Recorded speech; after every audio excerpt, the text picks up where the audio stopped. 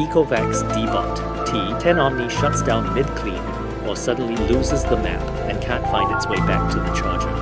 And if you're seeing this, plus a robot that wanders aimlessly because it forgot where its charger is, you've got a mystery on your hands. What's actually happening? Here's a fun fact. When your Deebot keeps powering off or forgets how to find its charger, it's usually because the battery can no longer handle the voltage spikes required for high suction.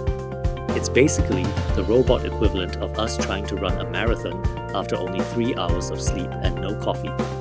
It just quits.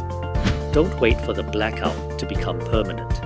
If your Deebot T10 Omni is acting like a tired toddler, it's time for a professional battery replacement.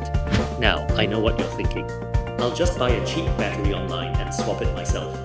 Hold that thought. Here is where things get risky. We've seen countless owners misdiagnose this. They think it's a motor issue or a motherboard failure, and they end up spending hundreds on parts they don't need. Even worse, cheap, uncertified batteries can overheat, swell, or in the worst case scenario, become a fire hazard in your home. Why put yourself through that stress?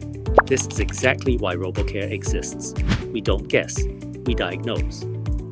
Our experts use professional-grade equipment to test the actual cell health of your battery and ensure your Deebot T10 Omni's firmware is communicating perfectly with the new hardware. Look at this result. This is an Ecovacs Deebot T10 Omni. We just finished servicing. It's back to its factory-fresh self. It navigates perfectly and docks on the first try.